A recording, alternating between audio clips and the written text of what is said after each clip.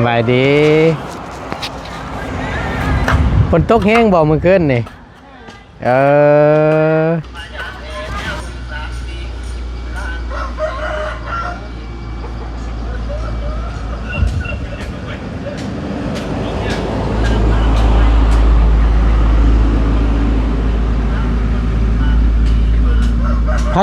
ไผพังหมอลำน่ะ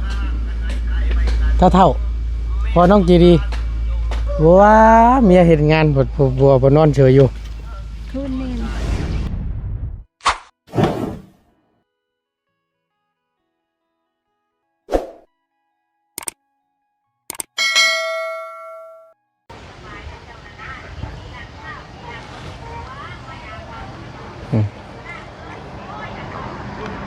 ตั้งแต่เช้าแต่เช้าเราก็ได้พี่น้อง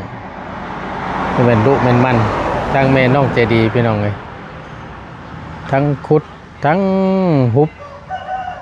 เคลียร์ถมสถานที่มองมันลุบมันโกนเนาะเตรียมปรับดินรอถ่าเราก็ได้โอ้ยจักเชวัดจังใดบุญวัดชนาสีฮอดฟังฮอดฝ่าอยู่บ่เด้ทางน้องเจดีแม่น้องเจดีเนาะเอารุ่นน้ำกันพี่น้องตั้งบ่ตูนก็เอาใจซอยเนาะเฮ็ดมาฮอดแล้วก็เฮ็ดอยู่ได้พี่น้องเอ้ยเห็นแต่เราเฮ็ดบัดผู้ผัวอยู่เสดีบ้านนี่พี่น้อง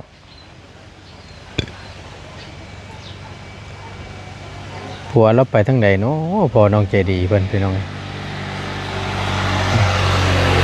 ส่วนลายเนาะพี่น้องส่วนลายทั้งที่ตะบ่ตูนเห็นนะผู้ชายนี่ไม่ใช่อยากเอาลูกมีให้เมียเฮ็ดเวียกจริงๆนะเดี๋ยวเข้าไปหาทางแม่น้องใจดีเพิ่นก่อนฝนตกใช่แหละดินมันยุบแล้วเอาดินมาถมไม้ตามบึกเนาะไปพี่น้องก่อนอื่นพี่น้องกราบทักทายสบายดีและสวัสดีพ่อแม่พี่น้องเบิดสุขสุคนเด้อพี่น้องเด้อพบเจอกันเนาะในช่วงสวยๆนี่แหละทางบ่ตูนก็ได้หลังจากที่ทางบ่ตูนเมื่อวานนี่พี่น้องได้ไปหาทั้งน้องแพทย์เพิ่นเนาะน้องเพิ่นนี่ก็แต่รู้ต้นพี่น้อง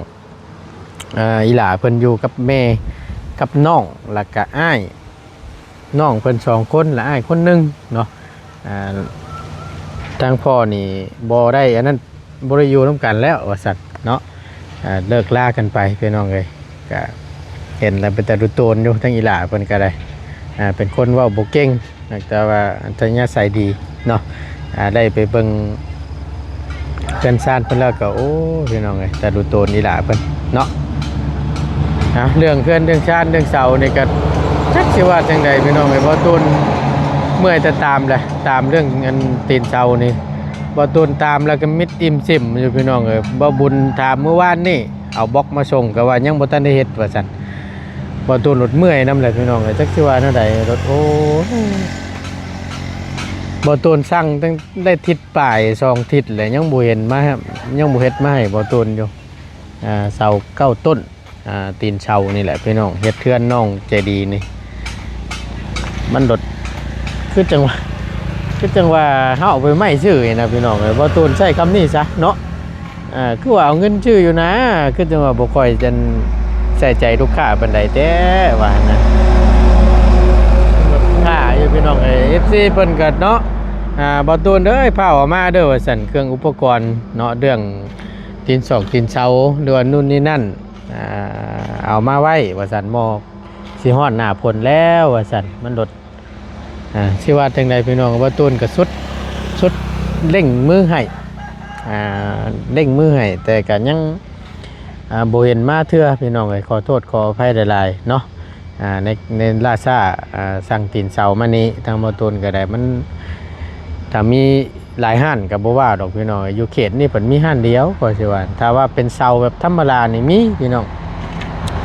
เสาธรรมดานี่มีตีนเสาแบบเพียงเลยนะแบบบ่ต้องใช้แบบตัวบ้าบากไงตัวนั้นนั่นมีแต่ว่าตัวบ้าบากนั่นมันมีหน้า18เราให้เอาตัวนั้นบ่ตูนเด้อบ่เอาเพราะว่ามันนั่นใหญ่โพดหน้าเสาเฮานี่มันเป็นหน้า15อันจังซี่นะพี่น้องบ่ตูนก็ได้บ่เอาไว้เพิ่นเฮ็ดใหม่ สั่งมิดซิมอยู่สิว่าได้เนาะเอาเดี๋ยวเบิ่งน้ำกันนั่นแหละพี่น้องระหว่างรองบมาเนาะนี่ก็ยังขาดหลายอยู่พี่น้องเลยขาดหลายเลยแหละตามที่ไล่นี่ก็คือหู้นะพี่น้องมันลดเงินรวมแล้วมันได้อยู่10 ล้านหน่อยๆบ่ต้นบ่ฮู้ว่าสิสั่งหยังมาให้พี่น้องเพราะเพิ่นว่าจะสั่งเครื่องเฮือนหรือว่าไม้ชุดเครื่องเฮือนนี่ก็มันบ่พอบ่ต่ำกว่า20ปลายล้านพุ่นน่ะพี่น้องก็สิว่านี่ถ้าสมมุติว่าได้เครื่องเฮือนมาแล้วครบในชุดนี้ค่าสร้างอีกบัดนี่บ่ต้นอุกตัวนี้ก็บ่แฮงพี่น้องชั่วได้ก็ถือว่ายอมรับเลยแบบว่าโอ้อื่นแฮงทั้งอีหล่าเพิ่นFC เพิ่นตั้งใจไว้เนาะรุ่นอยู่ให้ความสนใจณตอนนี้แม่นน้องใจดีพี่น้องน้องใจดีณตอนนี้เนาะรุ่นทาง FC พ่อพี่น้องเพิ่นก็รุ่นอยากให้อีหล่าเพิ่นได้เฮือนว่าซั่นก็นี่แหละพี่น้องไปเบิ่งไปนํกันนี่แหละคือทางแม่เรานี่ก็ปรับเตรียมสถานที่เนาะไว้รอถ่ารอถ่าให้ฮอดมือนั่นมาฮอดจอดเทิงว่าซั่นซะเตรียมไว้เราก็ได้สงสัยฝนตกแห้งเติบแหละตามเบิ่งเมื่อคืนนี่เบิ่งรถเนาะน้ำมันหงกันยบลงไปมันยบลงตรงนั้นแล้วก็เล่าดินไปถมอีกนี่เม่นไผเด้ฟังหมอลำเรื่องบ้านนี่ไปเบิ่งก่อน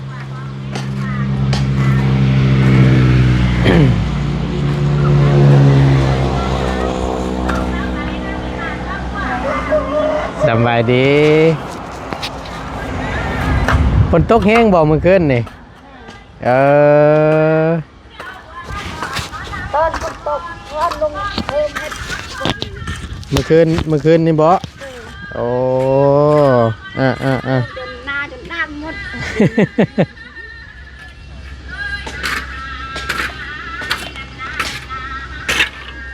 เดี๋ยวเฮ้ยมันเป็นหนอนดูก่อน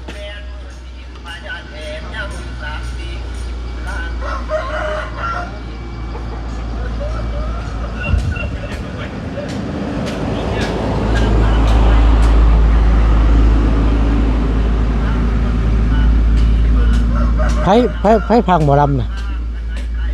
เท่าพอน้องจีดีว้าเมียเห็นงานบัวนอนเฉยอยู่คืนนี้พวกกันมีอะไรไม่ทำเอาเขานี่เพิ่นเลี้ยงเมื่อคืนนี่บ่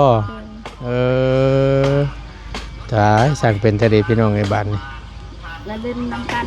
ดุกเล่นเขา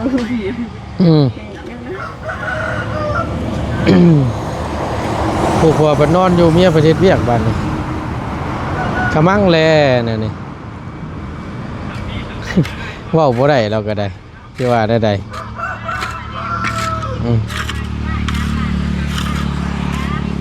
มันยุบบ่เอ้ยดินมันยุบบ่ตรงนี้นะดินมันยุบบ่แล้วได้ถมไม้บ่มันเป็นหนองอ๋อมันเป็นของก็เลยอันเสียเอาดินลงไปใส่อีกนี่คนแบบนี้กับเฮ็ดแบบนี้กันคนละก้อนก็เป็นนอนเนาะข้างในเลยเอ็นบัวตูนบัวว่าลายซะพี่น้องเนาะเห็นนะบางเทื่อบัวตูนบ่ได้ถ่ายคลิปก็เห็นก็มีแบบนี้ละเป็นย่างในย่างมันนะอะไรเอ่ยเป็นหนองอยู่หันก็รูปคือกันได้น่ะเนาะเนี่ยเนาะจังอีหล่าเพิ่นไปเฮียนบ่แม่นี่เจดีได้ไปเฮียนอยู่บ่เพิ่นยุดบ่ทั้งโรงเรียนยุดบ่เอ้ยมันย่างมื้อนี้มื้อนี้ก็วันพฤหัสเบิดมื้อมื้อนี้หรือว่าครูเพิ่นมีเวียกไปบ่จะดีจ้ะจะมียันแม่นประจักเนาะ ยันครู่ไปเวียนอันนั้นประจักษ์มีเวียกประจักษ์พี่น้อง FC เพิ่นก็ว่าโอ้อยู่ฝั่งลาวนี่งานแต่งชาวคู่ก็หยุดเนาะว่าจังเอา บางเทื่อได้พี่น้องเอ้ยแบบเทื่อเพิ่นฮอดจอดเทิงก็บ่ได้ไปยากก็หยุดคือเก่าพุ่นน่ะให้มาร่วมงานนำจังซี่นะบ่สิว่าเนาะอันนี้เจ้าคุดดาวลินตรงนี้เนาะไปทมอยู่หั่นบ่ แม่น นี่มองนี่มันจากนั่นเนาะเนาะมันหงเนาะไม่ได้คุดดาวลินจะมองนี่แล้วใส่มาถมอยู่นี่คุดดาวลินอยู่โพดนี่ดีแต่ว่าลินมันอ่อนนี่น้องเอ้ยมาถมกันอีกหน่อยนึงเพราะว่าฝนตกมานี่กันนั่นอีกนอนขากาดไม่ประนักอยู่ว่าเด้อพี่น้อง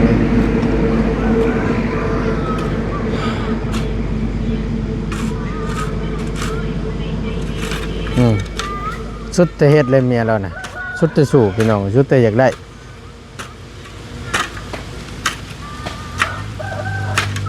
ทางนั้นนอนพังหมอลำเฉย โอ้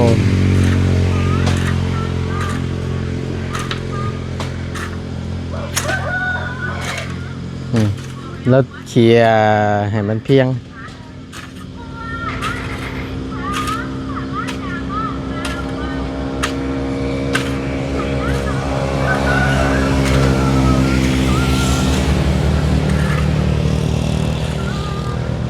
ได้แล้วนะเอ้ยคุดเอาทั้งพี่ซะเฮาว่ะเอารถเข็นมาคุดเอานี่กล้วยแล้วก็ยังบ่ทันตึงพี่น้องเอ้ย2เครือนี่ก็ได้ฮะ3 เดือนบ่3 เดือนบ่จังสิได้ตัดนี่นะอ๋อ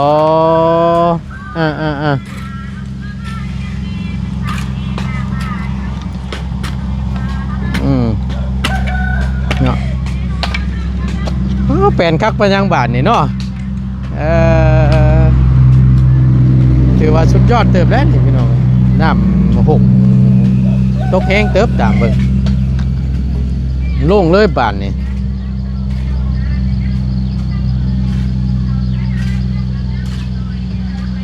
แต่ว่าปีนี้บ่เห็นเป็นหลอกเนาะลำไยนี่เนาะบ่เห็นเป็นหลอกปีนี้ลำไยนี่ว่ะฮะมันบ่เป็นแปลกได้เนาะบางต้นนี่ก็ลายเท่าไรมันเน่าหมดมันเน่ามันบ่ทันได้เป็นหลอกมันสิเน่าบ่เฉยเอ้ย มันบ่ทันเป็นหลอกมันสิเน่าบ่เอ้าเจ้าก็ได้ เห็นเป็นหลอกก่อนแหละจึงเป็นหมากเนาะมันเป็นหมากแล้วมันเน่าหมดเป็นหมากแล้วมันเน่ามันเหี่ยวบ่สร้างเป็นเนาะ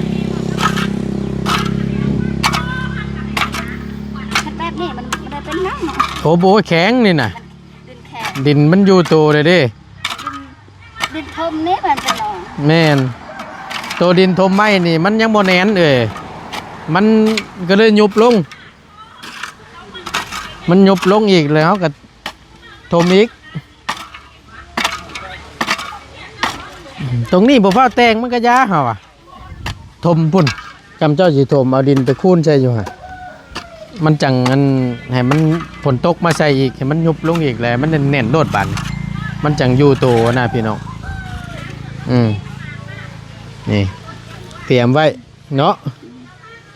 ได้เด้บานนี่พี่น้องเอ้ยความฝันสิเป็นอยู่บ่เด้ความฝันสิเป็นจริงบ่เนาะ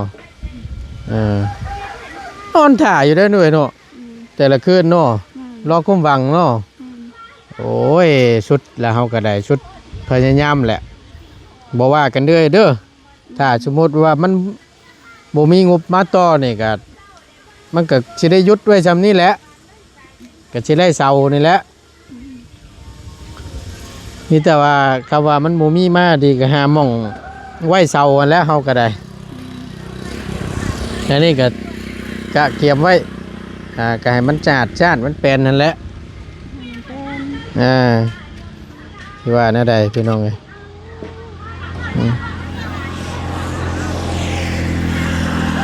อยากให้ได้อยู่เฮาก็ได้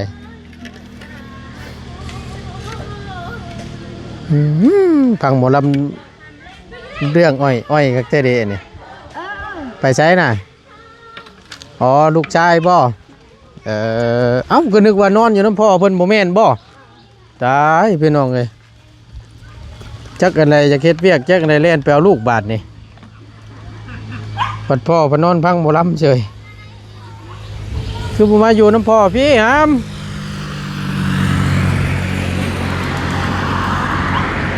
ย่านอย่างเดียวพี่น้องเอ้ยที่แรกข้ามตรงข้ามทางนี่รถนี่ป้าปืดป่าดอยู่ไปเบิ่งสวนมันเขาตะไคร้ เอาไปเบิ่งสวนมัน แม่น สวนมันอยู่ไสโพด พูน เป็นอะไรสวนมันเจ้างามอยู่บ่ได้ไปเบิ่งอยู่บ่มันเจ้าน่ะ พอบ้องอยู่ชำมันเขาคงมี สำมันนั่นน้องกองมีนี้ แม่น โอ้งามเลยเด้น่ะ ตำนั้น หญ้าบ่ได้ไปเสียอีกบ่มันจะ แล้ว แล้วเรียบร้อย ปีหนึงเสียจักเทื่อ สามเทื่อ 3 เทื่อบ่เสียหญ้ามันนี่ บางเทื่อสี่เทื่อบอกคันยาเพิ่น ถ้าว่าหญ้าขึ้นไว้นี่4 เทื่อ แม่น ถ้าว่าเฮาเอาหญ้าบ่ได้ที่เสียหญ้าบ่ได้นี่ก็บ่งามเลยนี่เนาะ แม่น อืมถ้าว่าบ่มีหญ้าเนี่ยมันงาม มันงาม หัวก็สิใหญ่เนาะแบบว่ามันใหญ่ขึ้นซำใดซำหนึงได้ท่วมเพียงแอวเฮานี่แบบปะเลยบ่หรือว่าแนวใด โอ้เพียงเอานี่เพียงนี่กับป้า แบบว่ามันต้นมันใหญ่ปกคลุมเลยเนาะหากแต่ว่าน้อยซำนี้น่ะยังอยู่ยังดูแลหญ้าอยู่เนาะ เดิน จนกว่ามันขึ้นชีวิตพุ่นแล้วจัง กันป้าละ6ละบัดนะถ่ายบ่ได้ แต่มันหกอะนะหลักมันบ่มีหัวมัน ครับก็นั่นได้บ่แล้ว ฮะ มาขึ้นรถแล้วบ่ได้ อ่าร ถไปก็บ่ได้ทั้งตัว โอ้มันหกไอ้เป็นอะไรซะ กันเลยเสียง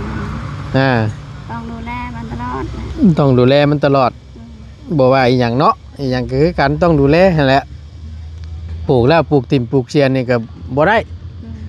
ทุกสิ่งทุกอย่างนั่นแหละเบิ่งเอาดูแลเอาเนาะปีนี้สิได้เท่าไหร่เด้เนาะ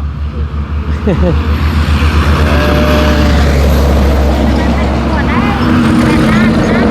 ก็ ได้เพื่อน้องซอยอีก มีน้องชอย มัน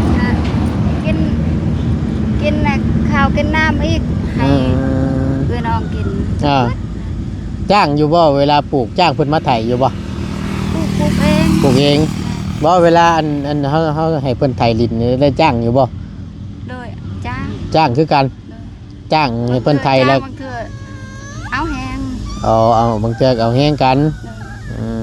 ฮักคันฮักนี่ก็เบัดบ่ดีแล้วนี่เนาะ แม่นบัดนะให้เขาไทยอีกแล้วปลูกอีก เนาะมันไล่อยู่กับบ่หลายเนาะ เดือได้2 ล้าน 3 ล้านเท่านั้น ชื่อเขาได้จักสอบป่ะ ซื้อข้าวแน่ อืม เป็นได้บ่ได้ก็ได้สอบหนึงค่ะ ได้สอบหนึง แม่น โอ้ยพี่น้อง ได้นะคันมันต้นงามก็ได้7-8 ล้านคันมันต้นบ่งามก็ได้ล้านหนึ่ง2 ล้าน ตันหนึงนะได้อยู่2 ล้าน คันมันบ่งามหมดมันตายเลย สั่งเป็ดแค่เนาะเนาะปิงตามราคามันนะเนาะแต่ว่า มันขึ้นมันลงแล้ว แต่ว่าราคามันขึ้นมันก็สิพอไรแน่แต่ว่าราคามันลงนี่ก็มันบ่ได้แล้วบวกกับมันบ่งามนี่แฮงแล้วบาดนี่ มันบ่งามให้แล้วปะเลย โอ้ งามบ่งาม ย แล้วบ่ได้มีเหตุกาเฮ็ดมันต้น ก็จำเป็นเนาะเอาเป็นหยังหำไปอยู่น้ำพ่อตัวไป น้ำพ่อก็มันไม่ได้อยู่ โอ้ เล็กน้อยก็แอบตลอด ไปอยู่น้ำพ่อเจ้าไปพ่อจะนอนอยู่เทิงพังบ่ลำอ้อยๆอยู่คือบ่ชวนเพิ่นลงมาเฮ็ดน้ำเนี่ยเอ้ยบ่อยากเว้าบ่เว้าบ่ได้เห็นไรจะเฮ็ดนะเราเอง ว่าเด้อเป็นว่ากัน ตัดเอื้อน้อย ไอ้ต้นเอ่ย นั่นแหละจังหวัดไหนบ่ตูนเห็นได้เห็นบางเทื่อบ่ตูนบ่ได้ถ่ายคลิปกะเห็นแต่เราเฮ็ดนี่ได้พี่น้องเอ้ยเฮ็ดจังก็เนี่ยบางเทื่อไปหาหันหานี่เป็นคนพื้นคนหยัง ไอ้ต้นเอ่ยนะ อืมจักกันแน่เล่นเอาลูกจักกันแน่นั่นเนาะที่ว่าจังไดเว้าบ่ได้เราก็ได้ เห็นเราบ่อยู่เขามาบ้านเขากะตามมาดูอยู่นี่ อันใด คันเขาสวย อันใดกล้วย คันเขาคันพวกน้องสวยเงินนี่กะแบบเราบ่อยู่กะตามมาดูนี่ บ่ แบบเขาไอ้ต้นเอ่ย เราดิบ่มีน้ำ โอ้ เราไปใช้ พอเข้าใจแล้วพี่น้องเอ้ยเนาะสิว่าได้ FC เพิ่นก็คงสิฮู้แหละเนาะเพิ่นรู้โตนเจ้านั่นแหละให้ว่าได้ใดก็บ่ว่ากันเนาะพี่น้องเนาะ เขาบ่มีเขาแม่กะเขาไอ้ต้นเล่นนี่ค่ะก็เขานั่นก่อนนี่มาเอวค่ะเขาบ่มีกะไอ้ต้นเอื้อย บ่ติแหละว่าเอ้ย แบบเขาเฮ็ดเอื้อยทุกนาเอื้อยทุกเอ็ดแต่น้อยเฮ็ดให้ปีนี้แหละบ่ได้เฮ็ดให้แต่ส่วนมาก บ่ บ่ไหว้แบบบ่ได้อยู่แต่อยู่ปี แม่นเฮาต้องเตรียมแต่หัวปีเนาะถ้าจะเฮาเช็ดหันเฮ็ดนี่เนาะแต่นี่เพิ่นอันนั้นซะ ตลอดเลยคือปีป่วยก็บ่ได้พัก ม ใช่ตลอดแบบอยู่ผู้ชายผู้ชายแล้วเป็นน้อยก็เลี้ยงปีก็มีตลอดแบบคือได้ลูกน้อยน่ะตามเขาเนี่ย น้อย แม่ไปเฮ็ดหายเฮ็ดสวนบัดเอื้อไปเฮ็ดหายเอาน้องตามเขาอยู่ ผัวก็คือว่า ที่ว่าได้ๆคิดตาไปคิดตามันพี่น้องเอ้ยโอ้ยนั่นเสียงยังนั่นน่ะเห็นบ่นั่นมึงอีเอ้ยตัวนี้เห็นบ่นี่ในเงาไม้นั่นเห็นบ่นั่นนั่นเฮ็ดโว้ยมันมวยคุบล็อกเลยมันมวยคุบล็อกเอ้ยลืมซื้อขนมมาต้อนช่ำบานนี่ไว้ตอนแรงเด้อกินขนมน้ำเด้อ ตอนแรกเราเอาให้เลย เดี๋ยวชื่อมาให้เด้อลืมแวะบ่ตูนก็ได้มาหันค่าผ่านมาหลดลืมแวะชื่อ ไปสวนกับแม่นายแบบนี้คันมันได้มากะ แอบย้อนแล้วเนาะ แอบมันหักหมด บ่ติแลเล็กน้อยเฮ็ดได้ซะ แล้วคือกัน ก็จำเป็นต้องพามามันหมูมีผู้เอา แต่ไปเรียน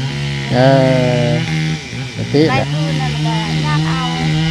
แบ่งเวลาเอาแบ่งเวลาเผื่อเพื่อนนำ แบบเขาพักแบบนี้กับปะให้มันเรียนเล่นรุ่นนั้นกับปะกับไปเอากันไปหมดมือแล้วก็ให้ ยากลูกยากมัน ทุกคนให้ก็ได้คันทัวไปรับจ้างกะ แล้วเลย หน่อไม้กะไก่นี่กะไม่ได้กินย่างหน่อไม้ผักไม่ได้กิน บ่ได้ใกล้คือแบบสิบ่ บอกมีแค่แน่ได้ผักขะผักกูดหั่นก็บ่มีเลย ยากลำบากก็ดีอยู่เนาะ ลำบากเอง โอเคเลยเอาให้เพิ่นกินนมฉันน่ะเด้อจังไดก็อยู่ดีมีแฮงโดยสบายดีสบายดีโอ้ยพี่น้องเอ้ยลูกเราเนาะพี่น้องก็บ่ตุนก็จะได้ขอลำลาก่อนจบคลิปปิดคลิปลงไว้เพียงคลิปนี้ก่อนเนาะขอบคุณหลายๆพี่น้องที่เข้ามาติดตามรับชมคลิปโดยโปรแกรมโฆษณาเนาะซัพพอร์ตทั้งบ่ตุนโดยตลอดมาบ่ปะบ่ทิ่มเนาะอยู่ดีมีแห้งขอให้ร่ำขอให้รวยเด้อพี่น้องเด้อสำหรับคลิปนี้บ่ตูนลำลาแหละสบายดีเด้อ